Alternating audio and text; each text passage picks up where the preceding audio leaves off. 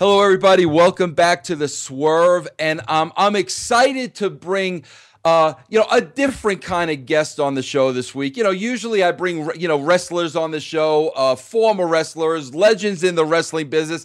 Today, I'm bringing a horse of a different color, and I'm excited about that because, first and foremost, I have no problem, no issue, whatever, saying I am the biggest baseball mark on the planet. I've been a baseball mark since I was a kid. I constantly talk about it. You heard me call the play-by-play just a couple of months ago of the last out in the World Series, and I cried like a baby live on air when my beloved Giants won their third World Series in the last 5 years. And I'm bringing on a legend in the game. This guy was a three-time All-Star. Now he's an analyst for MLB TV. They call him the mayor, and we'll find out why in a second. And I'm talking about the one and only Sean Casey. Sean, how are you? What's up, Vince? Hey, I appreciate the introduction. Another thing too, you were talking about the wrestling. I did wrestle in one match I wore my shirt at the Pillman. Remember the Pillman 2000? Oh, heck yeah. I didn't know that. In Cincinnati, I got in the ring. I was a special guest referee. Charles Robinson? Charles Robinson was the ref. Yes. The Harris brothers were fighting Dean Malenko and Disco Inferno. No, not Dean Malenko. Disco Inferno and Billy Kidman. I was a special guest referee, and I ended up clotheslining Charles. So I've been in the ring one time. Bro, you didn't clothesline Disco? No, I didn't clothesline Disco. I should have. They all turned on Disco. It seems like it was 3-on-1 at the end. That's why I ended up clotheslining people. Well, bro, that's how you write every finish when Disco Inferno is involved. Everybody turns on Disco.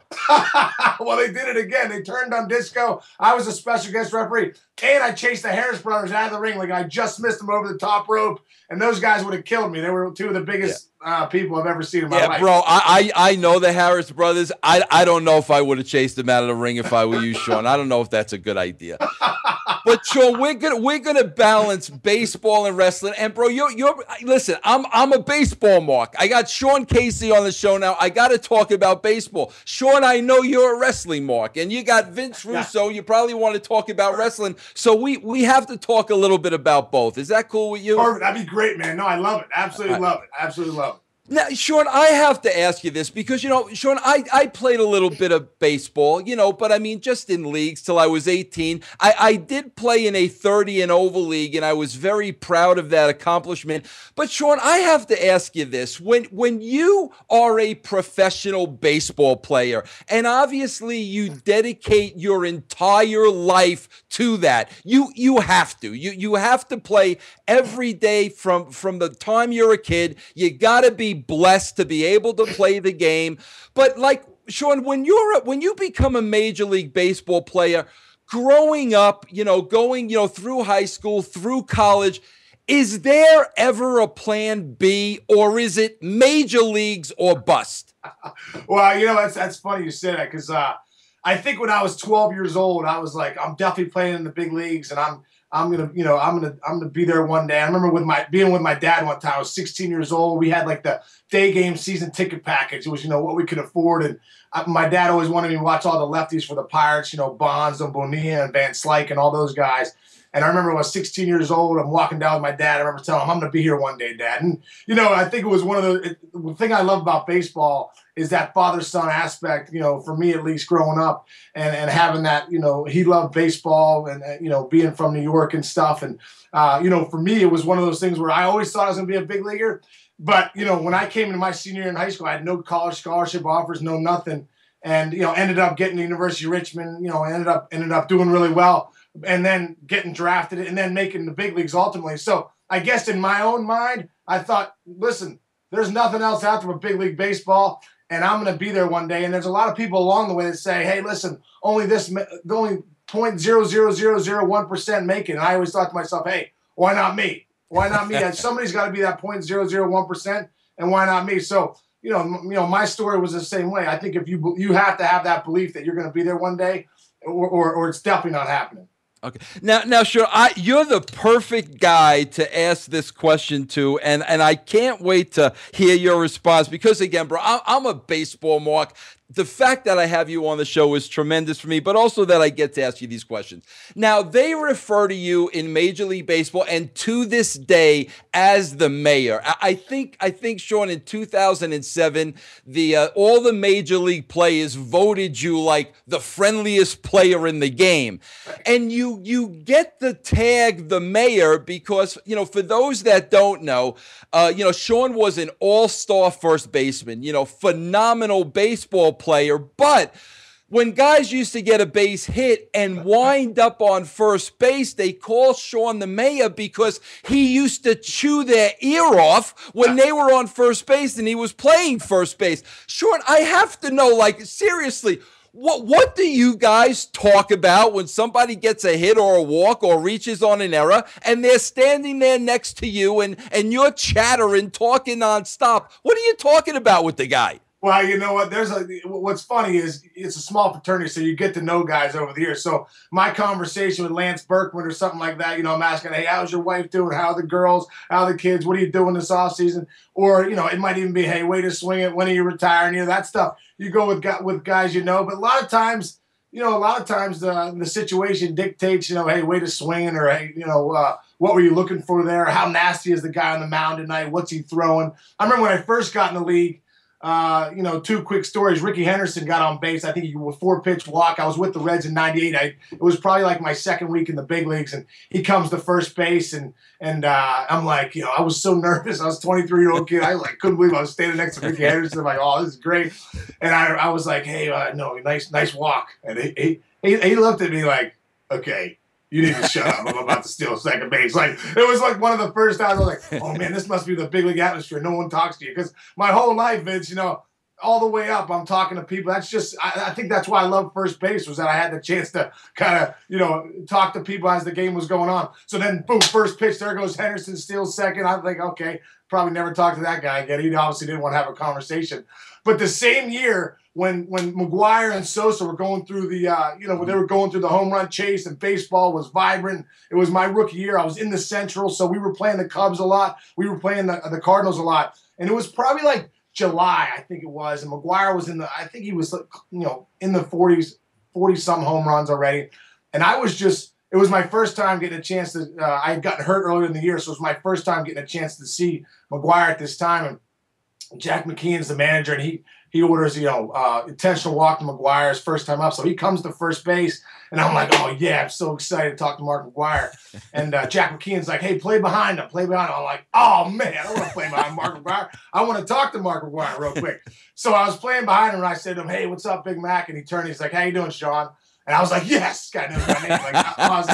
It was one of those moments I was like, oh, I love the big leagues, because you know what, Vince? I'm a fan just like you of baseball. I still am. And that's why playing in the big leagues for me I was part player and part fan always. I always felt that way.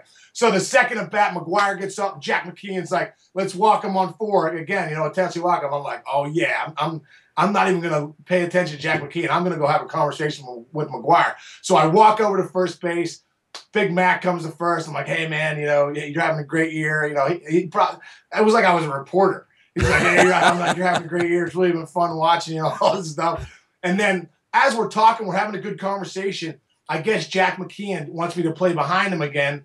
And I'm not paying attention because I'm so excited talking to Mark McGwire. And I think for like a minute, they call time. Jack McKeon's like, play behind him. And McGuire's like, hey, Sean, I think the dugout wants you. So I turn around, and there's Jack McKeon, the whole team standing up, just yelling as loud as they can, play behind him, you idiot, play behind him. And I was like, hey, doesn't matter, doesn't matter now. I got my conversation in with Mark McGwire. If I'm never back to the big leagues again, at least I could say I talked to him and didn't really talk to Ricky Henderson. So there's so many things to talk about, so many memories I have of talking to guys at first base. And, I just looked at my collection of memorabilia. I think I have 170 Major League Baseball bats that guys have sent over to me over the years. And I've collected 165 of those, holding guys on at first saying, hey, could you send a bat over for me, son? Yeah, that sounds like me with legendary wrestlers, man. I can remember stories when I met some of the greats. Hey, Sean, I have to ask you this because, man, you're a great guy to ask some of these questions to, and I mean, they're legitimately things I've always thought about as a baseball fan. Now, Sean, in 1998, you were hit by a pitch by your teammate and you broke your orbital socket, and then you came back the next year and you hit 332 with 25 homers and 99 ribbies. I got to ask you this, Sean, when you get hit in the face with a baseball, I mean, and we've seen it, on numerous occasions. Of course, I guess the most famous one would be Tony Canigliaro that never really came back. But I mean, Sean, how do you go on when you're ready to get back in the game and you're off the DL? The first time you step into the batter's box again, I mean, is there any hesitation on your part again, or do you just feel that was a freak accident, 1 in a million, not going to happen again, and you just step back in there as if it never happened? Yeah, well, I got the orbital fracture, and it was my third day of practice, getting ready to get my career going, and it was a scary time. Looking back, my vision is I still have astigmatism in that eye. And I felt fortunate, was able to go out and still play at a high level for the next 12 years, and without having major damage. I think the biggest thing about getting hit in the face is that.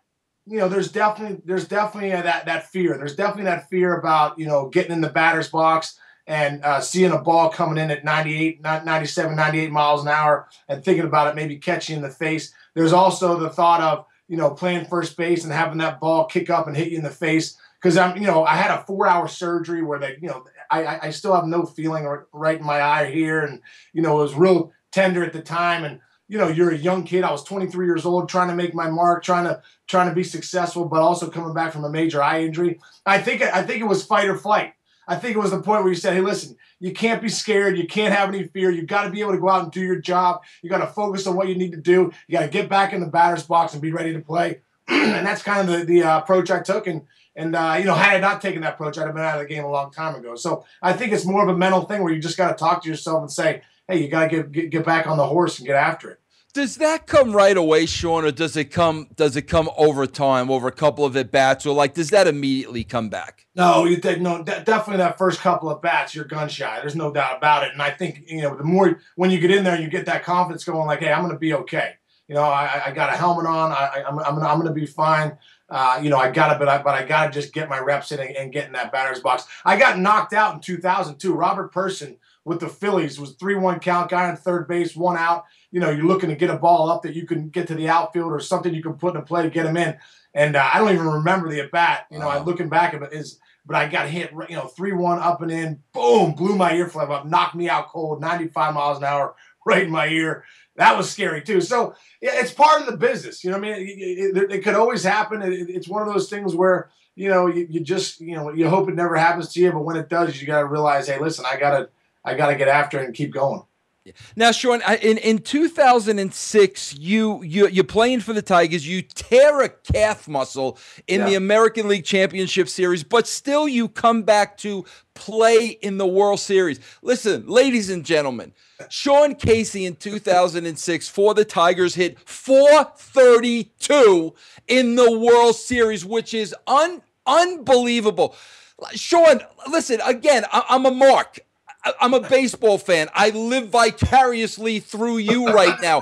When you hit 432 in the World Series, I mean, listen, it's not just another game. It's the World Series. At that point in time, do all your thoughts go back to a kid? This is what I dreamed about. I'm here. I'm at the top of my game.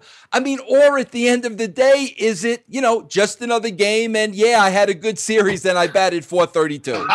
Well, you know what? I'm going to throw a correction at you. I hit 432 in the playoffs. I hit 529 in that World Series. There you go. Which is unbelievable. But let me tell you my story real quick. So you go back to what I was talking about with my dad. You're 16 years old. You're telling your dad you're going to be there one day.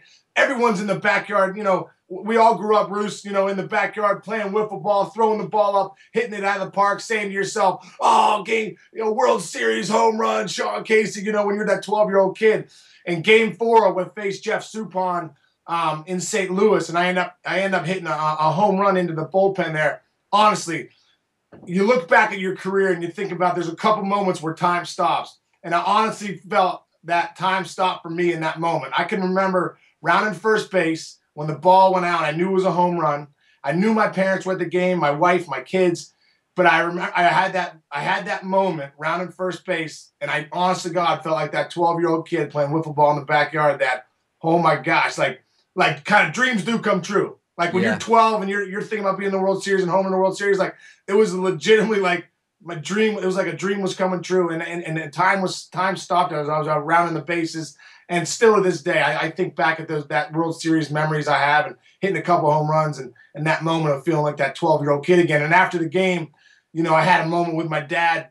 We had a big hug at the hotel, and we both started to cry. And my dad said, "I'm so proud of you. I'm just, the words can't describe it. I'm just so proud." And then, it's just one of those moments. Now, Sean, I was surprised. I mean, I knew you were younger. I didn't realize you were this young. You retired at the age of 34. I mean, some guys don't hit their prime till 34 years old. Yeah. Why did you retire at such a young age? Yeah, well, you know what? I'd broken when I was 23. I'd played 11, 12 years, in the big leagues. And, I think a big thing was my family. It was my first year coming off the bench. 2008, I played for the Red Sox, one of the greatest years ever playing for the Red Sox and just being a part of that organization. I had 3 kids at the time, 3 kids at the time, I have 4 now, but, they were all young. They had just started school. My family, they were back here in Pittsburgh. So the fact that they had started school, I didn't really see my family. I think I saw my kids like 40 days and 8 months. And I just started to evaluate, my role as a player. I was coming off the bench. I had already made the money I was going to make, and I'd saved most of it. And I was just in a position to say that, I didn't want to. I had some offers in 2009 again, in 2009 to come back and come off the bench and kind of do the same thing I did in Boston. But I just felt like, it was a great career. I played 3 All-Star games, was fortunate enough to play in the World Series.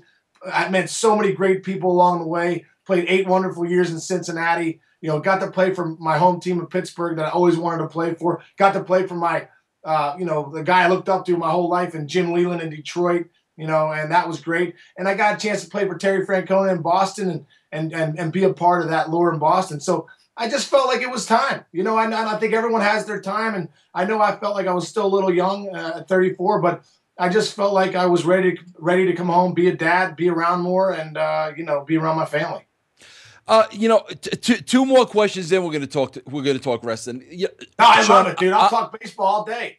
No, I know you will, but I don't. Listen, I'm already coming off as Mickety Mark here to my people, so I got to talk about wrestling in a minute. Listen, Sean, I'm a diehard Giants fan. I've been a Giant fan since I was a kid. As I told you, I'm from Long Island. My father grew up a New York Giant fan, the Polo Grounds. When they moved out west in '59, he remained loyal to the team, so I grew up a San Francisco Giant fan. We all know, Sean, 3 years out of the last 5, they're the world champions. Now, listen, every year that they've won the championship, and I followed this team all year, every single game.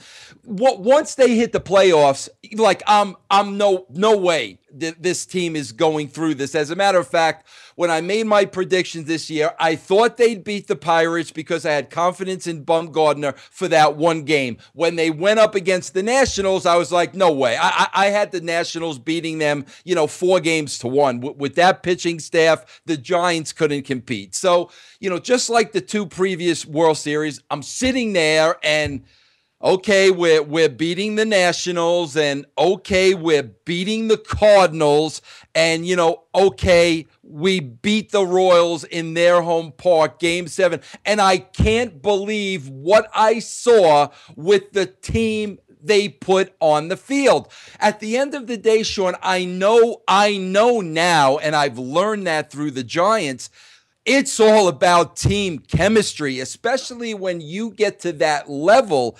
It's team chemistry. Sean, as a baseball player and as somebody that's been there and done that, as somebody on the outside that really wants to understand, can you explain to me, Sean, what it's like to play on a team that has chemistry and a team that doesn't? Like, do you know it? How is it different? How is the locker room different? What, as a ball player playing for two different, like I would compare the Giants to the Dodgers. Let's face it, they're in the same division. The Dodgers have the payroll. They have all those great superstars. They should have won it all hands down. No question about it. But they didn't. The lesser team with the chemistry did. What's the difference and the feeling of playing with two different teams like that?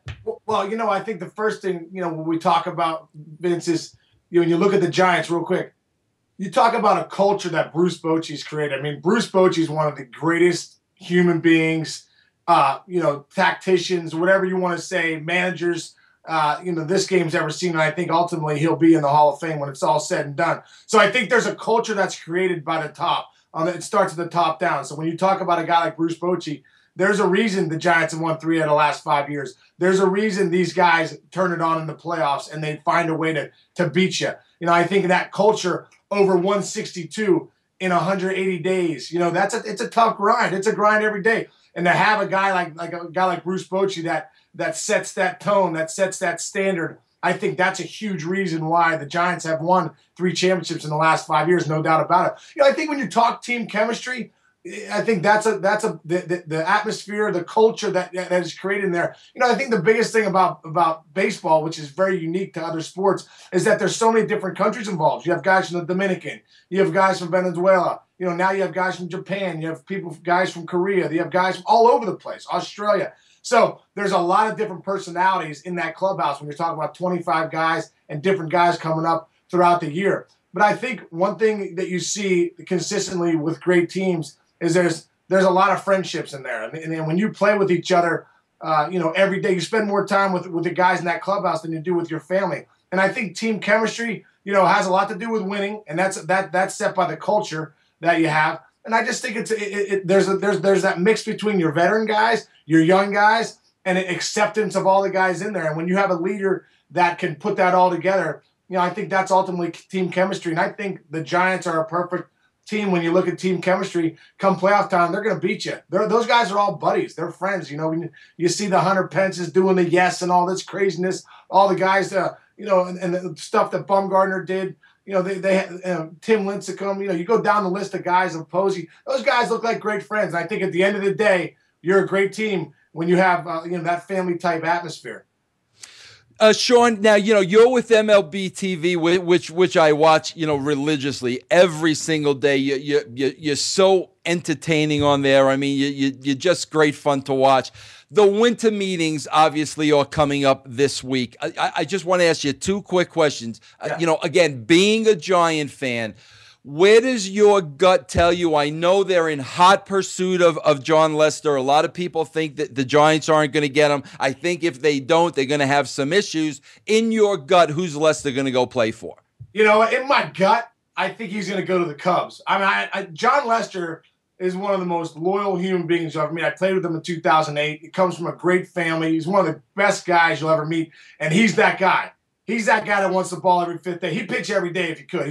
He's a workhorse, and I think teams know that. Teams know that, when you get John Lester, you're not just getting a great pitcher. You're getting a guy that's a leader. You're getting a guy that like a Madison Bumgarner type, like, give me the ball, I got this, fellas, jump on my back kind of guy. I think he would love to go to Boston just because I think that's where, obviously it's all his great years have been. I just think there's something about the allure of Theo Epstein and Jed Hoyer out there in Chicago, and the fact that they've already won a couple championships in Boston. Johnny's been a part of the one in 07 and 13.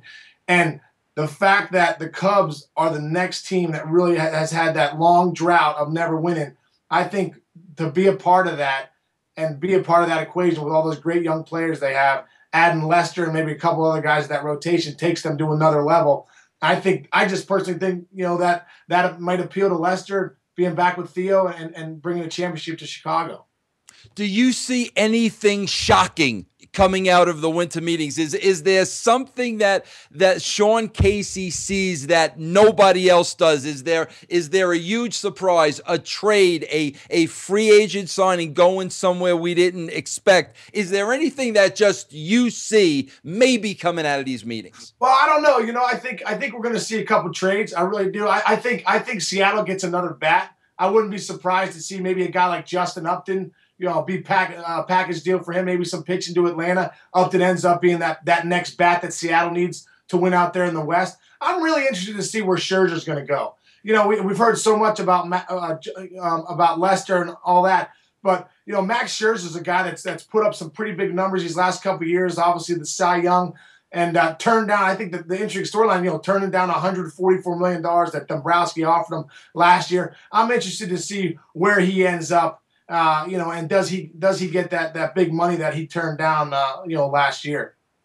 Now let's turn to wrestling. And, Sean, we're sitting here, we're conducting this interview. You retired when you're 34 years old. I'm looking at you, bro. Still good.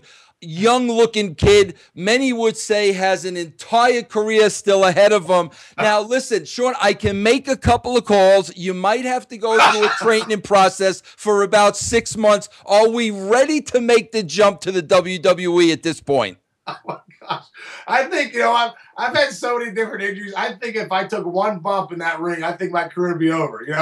I think just, if someone threw a body slam on me or a clothesline, I don't think I'd hit the fall too good. And, I think that's one thing, Russo, is that I look at these guys and being around wrestling, for years and getting to know some of these guys, you really respect the toll it takes on them, what it takes to be in that ring every night, the schedule that you guys go through, week in and week out. So I'd love to do it, but I think that's dreamland. I'll stay in dreamland and not get in that ring.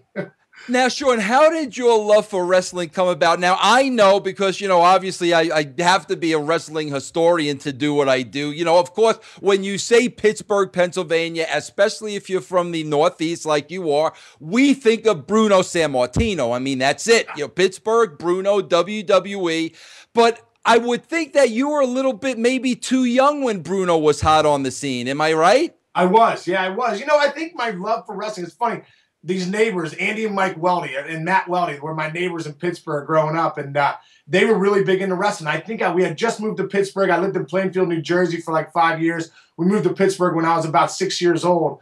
And I think when I was like 6 or 7 years old, I was over at their house one day, and they had the Pro Wrestling Illustrated or whatever, and I remember opening it up, and I think, if I'm not mistaken, I think it was a dog collar match with the JYD and Greg the Hammer Valentine, I think.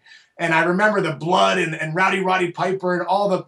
I just remember it was like superheroes for me. The good guy, the bad guy, and I used to go through those magazines and I started to absolutely love these characters. And I think that's when I really got into wrestling. Whenever they would come to the Civic Arena, I would go with some friends and we'd go watch. Andre the Giant, Mr. Wonderful, Paul Orndorff. I think Hogan, the Sheik. Iron Mike Sharp would just be getting killed every match. He'd go out there, have a great match, and then get beat. So I don't know. Looking back, it was probably when I was 6 or 7 years old. I loved, I just loved the good guy, bad guy aspect of it.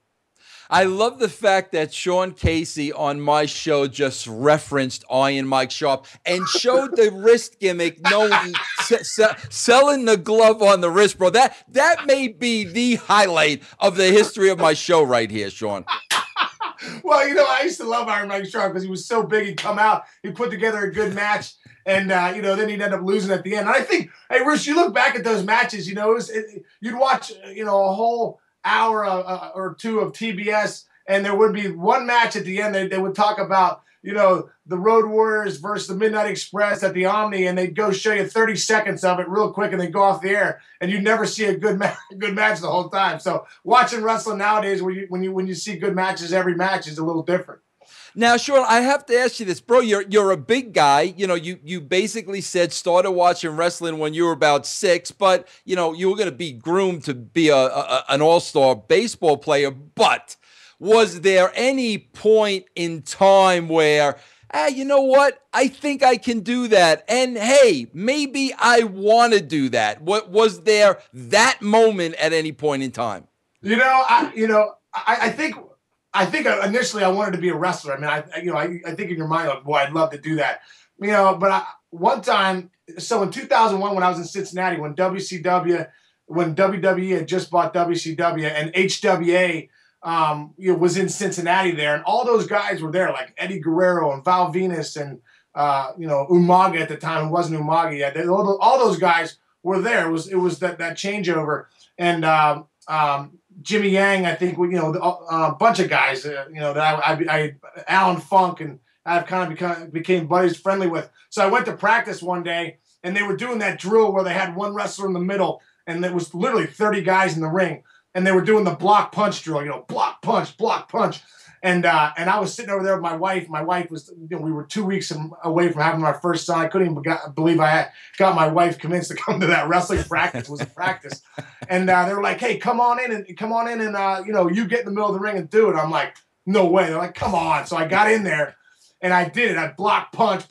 And I ended up hitting Val Venus one time in the face for real. I didn't pull it back. And I was like, oh man, I'm so sorry. Like, I thought he's like, oh, don't worry about it. So I went through that, 30 guys. I thought I was going to have a heart attack. I almost went into cardiac arrest, called 911 on myself to get some help, of going through it. But it was one of the funnest things I've ever done. But it did make me realize too, like what it takes, what those guys do in that ring, I mean, what it takes to, do it every night.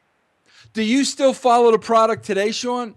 You know what? I do still follow it. Probably not as much as I think at times I follow it and more. But I was just at the World Series before Game 1 in Kansas City. Raw was in Kansas City, so we did a show for MLB Network 6 to 8. I did the pregame the pregame show, and then I ended up going to Raw and sitting right there in front row and watching the product. I love it. I mean, I love the action. I love just how exciting it is, and being there when you're in the front row there, is a lot of fun. So, like how you feel about baseball, I still feel about wrestling. I don't necessarily follow it right now as I have in the past, but I still do watch it every week, and I'm on top of it a little bit.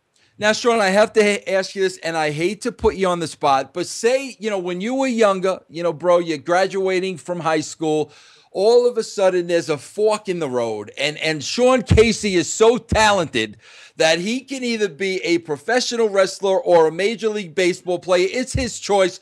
Sean decides to go left, and I'm going to pursue the wrestling business. Now, Sean, I hate to put you on the spot here, but now you're going to become a professional wrestler. What is your gimmick? You can't go in the ring. Listen, Sean Casey, you're no Iron Mike Sharp. So you have to have a gimmick, bro. We gotta have a name. We gotta have a look. We gotta have a gimmick. Give me your gimmick if you decided to go down that road. Okay, now listen. Now that I got you on here, and the great mind that you have been for wrestling, help me out. I mean, you see me. You know my personality, like. I mean, I don't know if I can pull off the Road Warriors or a guy like Ric Flair or something like that. What if you saw me walk in? How would you help me find a gimmick?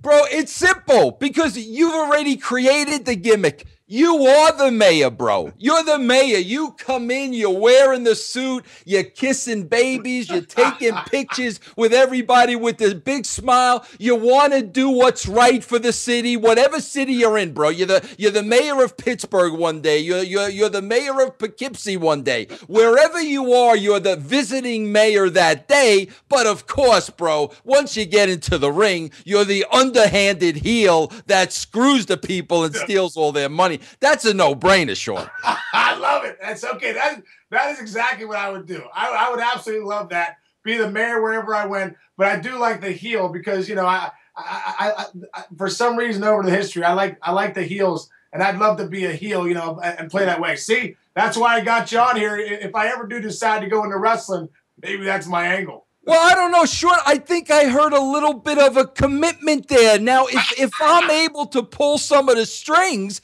might we be seeing the mayor, Sean Casey, on Monday Night Raw, say in a couple of months or so? I don't think so. But you know what? The Sean Casey that was in Ohio, is it OVW, Ohio Valley Wrestling? Yep. He was down there when I was in Cincinnati. And I remember one time he asked me to come down and walk him to the ring. I couldn't do it because the schedule was crazy. But I always, always think it's funny that Sean Casey down there, he's like, 5'8" or whatever, blonde hair, is there's another one in the area when I was in Cincinnati in Ohio. So funny.